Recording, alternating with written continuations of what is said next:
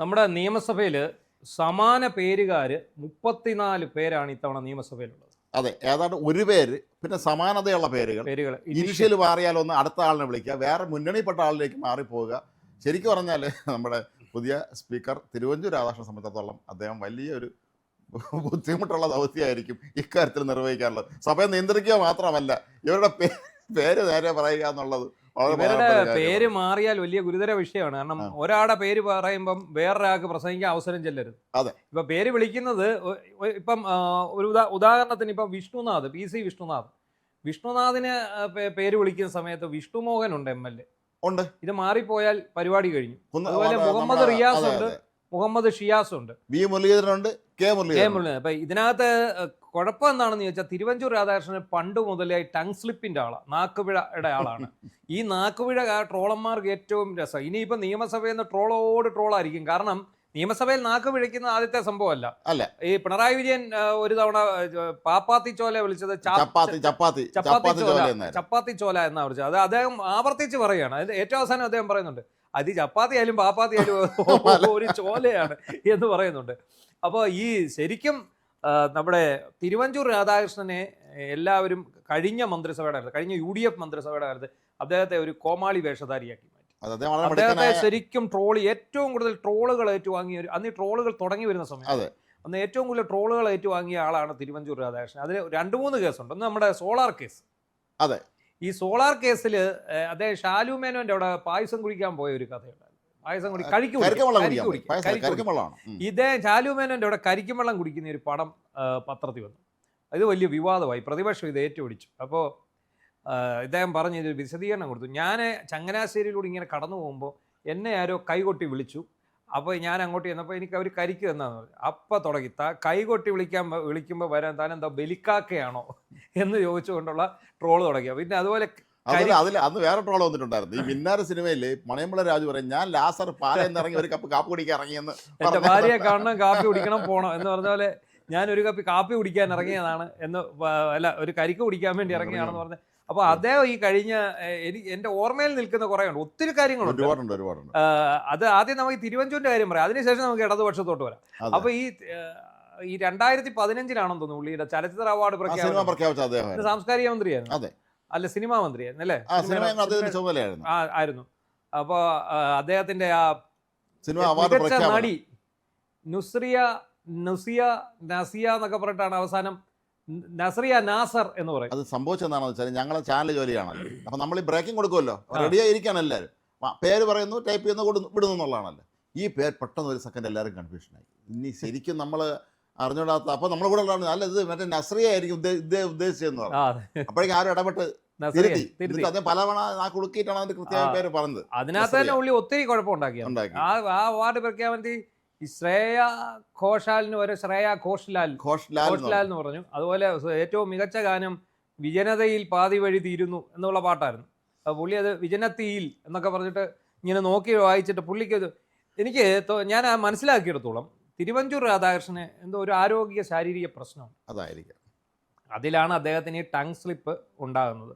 ആ നിയമസഭയിൽ ഒരു ദിവസം അദ്ദേഹം, അത് ഇപ്പോഴും നമ്മുടെ യൂട്യൂബിൽ കിടപ്പുണ്ട്, അത് കണ്ടാൽ നമുക്ക് ചിരി നിർത്താൻ തോന്നുകയില്ല. സത്യത്തിൽ ഇദ്ദേഹത്തിന് ആരോഗ്യ പ്രശ്നങ്ങളുണ്ട്, അദ്ദേഹത്തിന് നാവുപിഴയുണ്ട്, എല്ലാം ഉണ്ട്. പക്ഷേ ഈ പൊമ്പിള ഒരുമയുടെ പേര് പറയാം, 3 സമരം ചെയ്ത സ്ത്രീകളുടെ പ്രസ്ഥാനം പൊമ്പിള ഒരുമയെ കുറിച്ച് നമ്മളെ മണിയാശം ചില മോശം പരാമർശങ്ങളെ നടത്തുകയും ചെയ്യുന്ന സാഹചര്യം. അതാണ് ഈ പുള്ളി 2 മിനിറ്റ് എടുത്തത് പൊമ്പിള ഒരുമ എന്ന് പറയാം. നമ്മളിപ്പോൾ യൂട്യൂബ് നോക്കിയാൽ കാണാം, പൊളപിളൈ എന്നൊക്കെ പറഞ്ഞിട്ട് പുള്ളി കുറെ പറഞ്ഞിട്ട് അവസാനം പുള്ളി ശിവൻകുട്ടി മന്ത്രിക്ക് സംഭവിച്ചിരുന്നു കഴിഞ്ഞ കാലാവധി. ശിവൻകുട്ടി മന്ത്രിക്ക് അക്കം അറിയത്തില്ലായിരുന്നു, അത് അക്കം തെറ്റിയിട്ടാണ് പുള്ളി പറഞ്ഞത്. അത് അന്ന് നമ്മൾ പറയുമായിരുന്നു, UDF-ൽ തിരുവഞ്ചൂരിനെ നേരിടാൻ ഒറ്റയാക്കേ കഴിയുള്ളൂ, അത് LDF-ൽ നിന്ന് ഒരാക്കേ കഴിയും, അത് ശിവൻകുട്ടി മന്ത്രിക്കാണ്. ശിവൻകുട്ടി മന്ത്രിക്ക് ഇതുപോലെ വലിയ നാക്കുപിഴ ഉണ്ടായിട്ടില്ല. അതുപോലെ അപ്പൊ ഈ പേര് വളരെ ശ്രദ്ധിക്കേണ്ടിയിരിക്കുന്നു. അത് പറഞ്ഞു വന്നപ്പോഴാണ് നമ്മൾ പറഞ്ഞത്, ഈ 34 പേരുടെ പേരാണ് ഏതാണ്ട് സമാന രീതിയിലുള്ളത് എന്നാണ് നമ്മളിപ്പോൾ മനസ്സിലാക്കിയത്. രാജന്മാര് തന്നെ എത്ര, കെ രാജൻ, രാജൻ പല്ലൻ, കാരായി രാജൻ, എഫ് രാജ, ഇത്ര ആൾക്കാരുണ്ട്. പിന്നെ അതുപോലെ തന്നെ കെ മുരളീധരനും വി മുരളീധരനും വരുന്നു. പിന്നെ നമ്മൾ നേരത്തെ പറഞ്ഞ മുഹമ്മദ് റിയാസ് ഉണ്ട്, മുഹമ്മദ് ഷിയാസ് ഉണ്ട്. ഒരു ഷായും റീയും മാറിപ്പോയ ആള് മാറിപ്പോയി. പിന്നെ നമ്മൾ നോക്കുമ്പോൾ വി ജോയിയും വി എസ് ജോയിയും ഉണ്ട്. V Joy Varkala M L A, V S Joy Thavanur M L A ആണ്. അപ്പോൾ രാജന്മാർ 3 ഉണ്ട്. ടി കെ ഗോവിന്ദന് പകരം ഗോവിന്ദൻ പള്ളിക്കാപ്പിലുണ്ട്. T K Govindan. അതുപോലെ നെന്മാറയിൽ നിന്നുള്ള കെ പ്രേമൻ, ഒറ്റപ്പാലത്ത് K Premkumar, K V Sumesh ഉണ്ട്, സുമേഷ് അച്യുതനുണ്ട്. സുമേഷ് അച്യുതനുണ്ട്. അതുപോലെ എ പി അനിൽകുമാർ ഉണ്ട്, ജി ആർ അനിലുണ്ട്, എ കെ എം അഷ്റഫും ഉണ്ട്, ടി പി അഷ്റഫ് അലി ഉണ്ട്, ഒ ജെ ജനീഷും ഉണ്ട്, ജനീഷ് കുമാറും ഉണ്ട്. നമ്മൾ അപ്പൊ തന്നെ വലിച്ചതുകൊണ്ടാണ്. ജനീഷ് എന്ന് പറഞ്ഞു, നമ്മുടെ വീഡിയോ എഡിറ്റേഴ്സ് വിചാരിച്ചോ ഇത് ജനീഷ് കുമാർ, ജനീഷിന്റെ പടം എടുത്തു. അതെ, അത് ആദ്യ അബദ്ധം പറ്റിയത് നമുക്കാണ്. നമ്മളത് കുറ്റബോധത്തോടുകൂടി പറയുന്നു. അത് പിന്നെ അധികം പോകുന്നതിന് മുമ്പ് നമ്മൾ തിരിച്ചു വിളിച്ച്, അതുകൊണ്ടാണ് അത് രക്ഷപ്പെട്ടത്. അതുപോലെ എ സി മൊയ്തീനും കുറുക്കോളി മൊയ്തീനും ഇനിഷ്യല് പറയാതെ, ഈ സ്ഥലപ്പേര് പറയാതെ, ഈ ഇവരുടെ ഈ ഇത് പറയാതെ നമുക്ക് ഇത് വിളിക്കാൻ പറ്റും. വളരെ സരസനായ ഒരാളാണ് കേട്ടോ, പുള്ളി വളരെ തമാശ പറഞ്ഞ ഒരാളാണ് കുറുക്കോളി. അതുപോലെ പി കെ പ്രവീണും കെ പ്രവീൺ കുമാറും ഉണ്ട്. P K Praveen, K Praveen Kumar. തീർന്നില്ല, പ്രവീൺ എന്ന് വിളിച്ചാൽ 2 പേരുണ്ട്. നമ്മുടെ ഓഫീസിൽ അനു എന്ന് വിളിച്ചാൽ 2 പേര് ഒരേ. അതുപോലെ പ്രണവ എന്ന് വിളിച്ചാൽ 2-3 പേര് എണീറ്റ് വരും. അപ്പൊ ശ്യാമും പ്രവീൺ, അതാണ് ഏറ്റവും രസം. നമ്മുടെ ഓഫീസിൽ ശ്യാം ഒത്തിരി ഉണ്ടായിരുന്നു, പ്രണവ് ഒത്തിരി ഉണ്ട്, അതുപോലെ അനു ഉണ്ട്. അത് ഒരനുവിനെ വിളിച്ചാൽ വേറെ സ്ത്രീ അനു. പിന്നെ അതുപോലെ തന്നെ സമാന പേര് രജീഷ് ഉണ്ട്, രമേശ് ഉണ്ട്, രാജേഷ് ഉണ്ട്. ഈ 3 പേരെ വിളിക്കുന്നുണ്ടെങ്കിൽ 3 പേർക്കും തോന്നുന്നു ഇത് ഞങ്ങളെയാണ് വിളിച്ചത് എന്ന് നമുക്ക് തോന്നും. അതുപോലെ ഇവിടുത്തെ മന്ത്രി ഷിബു ബേബിയോണും ഉണ്ട്, ഷിബു തെക്കുംപുറവും ഉണ്ട്. അതുപോലെ എ ഡി തോമസും തോമസ് ഉണ്ണിയാടനും. അതുപോലെ അപ്പു ജോൺ ജോസഫ്, സി പി ജോണ്, ഷിബു ബേബിയോണ്. അപ്പൊ ഇതിനകത്തെല്ലാം ജോണും ഉണ്ട്. അങ്ങനെ മൊത്തത്തില് ആകെപ്പാടെ കൺഫ്യൂഷൻ ആകും. എന്താണെങ്കിലും നമുക്ക് ഒരുപാട് രസകരമായ മുഹൂർത്തങ്ങൾ ഇത്തവണത്തെ ഈ നിയമസഭയിൽ ഉണ്ടാവും. 16ാം നിയമസഭയിൽ. അല്ല, ഇത് ശ്രദ്ധിക്കേണ്ടത് തിരുവഞ്ചൂരിന് മാത്രമല്ല, അടുത്ത ഡെപ്യൂട്ടി സ്പീക്കർ ആകാൻ പോകുന്ന ഷാനിമോൾ ഉസ്മാനും പാനൽ ഓഫ് ചെയർമാൻമാരാവുന്ന ആളുണ്ടല്ലോ ഓരോ സമ്മേളനത്തിൽ. അവര് വളരെ ശ്രദ്ധിച്ചിരുന്നില്ലെങ്കിൽ സംഗതി വശക്കേടാവും. അതാണ്, ഇത് മൊത്തം മാറിപ്പോവും. പിന്നെ പോരായെങ്കിൽ ഇതിനകത്തെല്ലാം ഏറെക്കുറെ യുവാക്കളാണ് താനും, ഒരേ പേരുകാർ എല്ലാം യുവാക്കൾ. പക്ഷെ അതും കൂടെ നമ്മൾ ശ്രദ്ധിക്കണം. നമ്മളൊക്കെ പണ്ട് പറയുമായിരുന്നു, നമ്മുടെയൊക്കെ കാലത്ത് വരുന്ന പേര് പ്രവീണ്, പ്രശാന്ത്, ഈ സന്തോഷ്. അപ്പോൾ നമുക്ക് മുമ്പുള്ള ഒരു തലമുറ ചന്ദ്രനും രാമനും രാഘവനും ഒക്കെ കഴിഞ്ഞിട്ട് ആ തലമുറ ഇങ്ങനെ അപ്രത്യക്ഷമായിക്കൊണ്ടിരിക്കുക. എന്നിട്ട് ഈ ന്യൂജൻ പേരുകാർ കയറി വന്നുകൊണ്ടിരിക്കുക.